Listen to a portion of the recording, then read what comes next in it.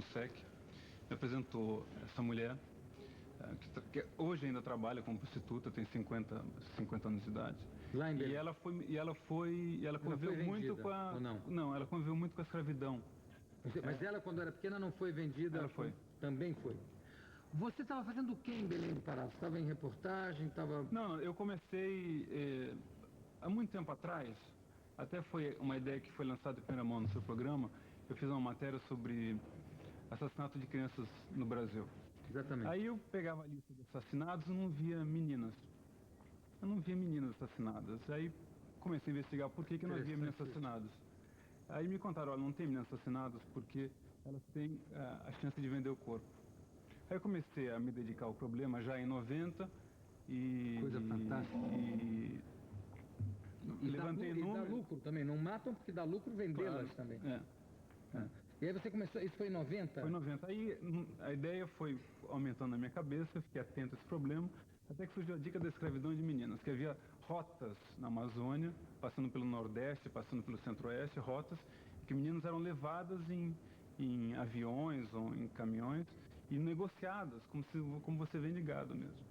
Você saiu, quer dizer, você pediu uma licença na Folha de São Paulo, como é que você fez? Foi. Quanto tempo? Eu recebi uma bolsa de estudos de uma fundação americana importante chamada Fundação MacArthur, porque é um trabalho de muito tempo, e comecei a fazer o trabalho em junho de 91, sendo que o roteiro foi feito em janeiro de 91. E viajei várias vezes para a Amazônia, e na última vez fiquei quase 2 meses direto na região. Qual é o roteiro lá? Qual é a Olha, rota? você tem várias, na verdade você tem várias rotas. Você tem rotas que saem de Imperatriz, do Maranhão. Eu comecei em Imperatriz, por exemplo, porque eu descobri que eram feitos leilões de meninas virgens numa determinada boate. Leilão de menina virgem na boate? 9 anos de idade? Eu entrevistei meninos de 10 anos que trabalham no prostíbulo da mãe. Quer dizer, é uma profissão que de repente lá começa a se passar de mãe para filha? Quer dizer, a mãe tem o prostíbulo e a filha... Eu flagrei gerações de prostitutas, em que a mãe trabalhava com a filha já está se iniciando como cafetina. Ou seja, é um mundo, se você colocar numa tela, as pessoas vão achar que é... Que é mentira, que é absurdo. Que é absurdo. Esses leilões são feitos lá de quanto em quanto tempo? Não, em várias regiões tem leilões. Nessa boate específica? Aconteceu o seguinte, agora acabou os leilões porque chega a 18 anos elas são acabadas. Elas parecem mulheres de 30, 40 anos, estão doentes, tiveram vários tipos de malária, de doenças venéreas. Então elas são descartadas como se desgastam um pneu que foi usado num carro. E isso tudo com uma impunidade. Para você ter uma ideia, nessa vila de Cuyucuyu, eu cheguei lá porque uma menina escrava fugiu. Ela nos contou como chegar lá e com quem falar. Nessa vila de Cuyucuyu, eu fui na delegacia, tinha uma delegacia lá. E tinha um papel preso na parede dos colaboradores da delegacia. Um papel escrito, tudo anotadinho, com lápis colorido. E todos os traficantes de mulheres davam dinheiro para a delegacia. Quer dizer, havia uma conivência. Depois eu fiquei sabendo, quando uma menina fugia... Colaboradores com dinheiro, colaboradores... Sim. Quando uma menina fugia, os policiais iam ajudar os traficantes. Então, para te contar a história o nível de criminalidade, uma menina foi assassinada. E antes de ser enterrada, arrancaram os dentes de ouro dessa menina. E quem contou isso foi uma garota chamada Tânia, que era filha da mulher que arrancou os dentes de ouro. Ou seja, é o mundo todo... E no livro eu conto como é que foi essa... passo a passo toda a investigação até chegar nessas meninas escravas. Agora, você chegou a ser ameaçado de alguma maneira? Olha, eram situações de tensão. A gente tentava evitar ao máximo esse tipo de situação. A gente ia e tentava ficar o tempo limite. Por exemplo, em Cuyucuyu, nós deixamos o avião na beira da pista. Tinha uma pista de terra. Nós quem? Você? Eu fui com o fotógrafo Paula Simas, que me acompanhou durante todo o trajeto. E em cada lugar a gente ia com um guia. Porque eram lugares de difícil acesso, a gente contratava, muitas vezes pagava um guia para nos acompanhar. No livro tem fotos também de toda essa... Todo o passo da investigação está fotografado, todos os personagens, todas as pessoas que iam de alguma forma desvendando o labirinto que era chegar até a escravidão de meninos. Com a chegada da AIDS nesses lugares, como é que fica a coisa? Já se tem notícia Olha, de meninas aidéticas, meninas escravas, prostituídas e aidéticas também? olha, vou te contar uma coisa. Começa a chegar a notícia do AIDS, mas os caras não transam de camisinha. Eles recusam transar de camisinha.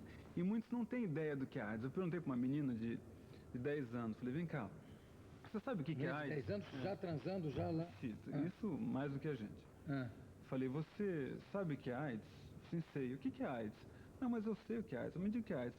A AIDS é aquela doença que vem do rio. Ela pensava que era cólera. E eu conversei com uma menina também em Manaus, de 12 anos de idade, que eu perguntei sobre essa história de camisinha. Eu senti, olha, de fato os caras não querem transar de camisinha, mas quando transa de camisinha é um preço. Quando transa sem camisinha é um preço mais alto.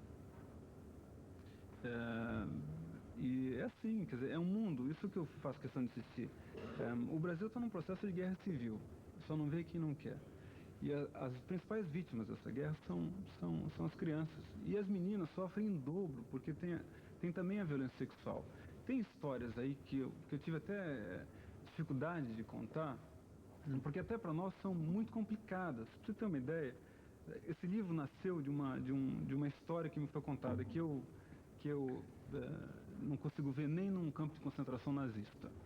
Por que nasceu esse livro? Qual foi o motor psicológico? Eu estava em Recife e nós colhemos depoimentos de uma psicóloga chamada Ana Vasconcelos, que é uma mulher brilhantíssima, que se tivesse que ter um prêmio Nobel, tinha que dar para essa mulher. Ela passa a vida cuidando de meninas prostitutas no Recife. E ela contou que descobriu uma expressão chamada pesada, entre meninas falando. E descobriu que pesada era uma forma de aborto. E ela perguntou como que é a pesada para as meninas. Então as meninas contaram que quando estão grávidas pedem para alguém chutar a barriga delas. Pois bem, aí ela foi descobrir como que elas aprenderam a fazer pesada. E descobriram que aprenderam a fazer com policiais na rua, que de tanto que policiais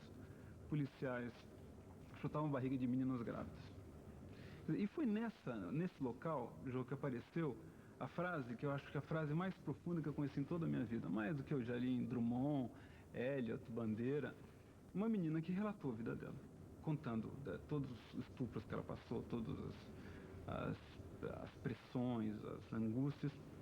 E no meio da conversa ela foi dando a entender que ela não tinha mais esperança de viver, que para ela a vida estava encerrada, que não tinha mais alternativa. E ela fez a seguinte pergunta, mas ela perguntou com uma cara de que queria ouvir uma resposta, que não era uma pergunta absurda para ela. Ela perguntou o seguinte, é possível nascer de novo? É possível, de alguma forma, eu retornar à vida de uma situação melhor? E essa frase daí, que foi captada pela fotógrafa Paula Acima, já naquele trabalho anterior, ficou me cutucando, sabe? Ficou me cutucando como a dizer assim, olha, eu não posso deixar de entrar nesse mundo, de descobrir o submundo que é a prostituição infantil. E de fato é barra pesada, olha, é uma coisa que você perde a noção de realidade. É uma loucura, não, evidente. Agora, e qual é o volume disso tudo? Você chegou a fazer um levantamento da quantidade de meninas que são vendidas, que são usadas, de virgens que são leiloadas? Qual é o volume disso tudo? Olha, o CBA, que é um órgão do Ministério da Ação Social, avalia em 500 mil meninas prostitutas. 500 mil meninas prostitutas é mais ou menos 3 maracanãs hiperlotados, 500 mil. Eu calculo, chutando, porque... 3 ou 4? Não. 4, são 178 mil. Ah, sim. Tá bom. Eu calculo, no chutômetro, que você ainda tenha hoje, pelo menos umas 25 mil meninas escravas no Brasil. 25 mil meninas... O que me deixa mais revoltado é o seguinte... Isso você tá fazendo esse cálculo baseado em quê? Porque baseado no seguinte... pelo que você está dizendo, parece mais. Não, escravas em cativeiros. Sei. De cativeiros. Eu calculo isso pelo número de garimpeiros, pelo número de garimpos e áreas afastadas. Agora, isso que eu estou falando, João, não é novidade nenhuma para autoridades policiais da região. Eles sabem com detalhes quem trafica, onde mora, e não há vontade política. Quer dizer, você pode imaginar, se você coloca um empresário em cativeiro durante um dia, você tem toda uma movimentação policial. Agora, esse tipo de assunto lá não comove. Eu falei com um policial lá na região, falei, vem cá, por que vocês não libertam? Ah, não tem gasolina pra gente chegar lá. E e tinham nomes e mais nomes de meninas assassinadas, de mulheres assassinadas nesse cativeiro registrado na polícia. E ninguém fazia absolutamente nada. Agora, essas meninas escravas são vendidas pelas próprias famílias? Em muitos casos, sim. Em muitos casos, a família vende, recebe uma porcentagem. O que acontece? Quer dizer, a miséria está na base disso tudo, né? Quer dizer, começa... Agora, as que não são vendidas... Olha, eu conversei com uma moça, que agora é moça, e que era prostituta. Ela me contou o seguinte, que ela inicialmente foi vendida pela mãe, depois ela abriu um pequeno bordel, e a mãe ficou chateada que ela saiu da prostituição, porque parou de dar renda. De faturar. Mas digo, as que não são roubadas, as que não são vendidas pelas próprias famílias, são roubadas? Não, você tem casos de sequestro, mas você tem uma coisa mais grave do que isso. Elas são aliciadas com falsas promessas. Olha, você vai ter um emprego bom em determinado lugar, e você vai. E o que acontece? Você vai computando a dívida da menina. Então você paga passagem de avião, você vai pagar roupa, pagar remédio, pagar alimentação. Só que quem administra a dívida é o dono dela. E a dívida nunca paga, porque ele sempre vai colocando uma taxa mais alta, ele cobra 5, 6 vezes mais. Então fica uma coisa impagável. Então, é muito fácil você aliciar uma menina no interior da Amazônia, do Nordeste, com a promessa de um bom emprego.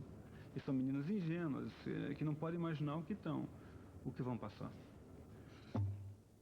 Conversei aqui com meu amigo Gilberto Dimenstein, que depois da República dos Padrinhos, Conexão Cabo Frio e A Guerra dos Meninos, que foi, aliás, um livro já conversado aqui, vem com essa denúncia terrível, que parece que na região, como ele mesmo diz, na região é considerado absolutamente corriqueiro normal e que não comove ninguém, tamanha a quantidade e a miséria, lançando Meninas da Noite.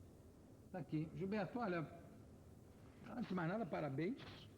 Muito obrigado pela tua presença. Daqui a pouco a gente volta.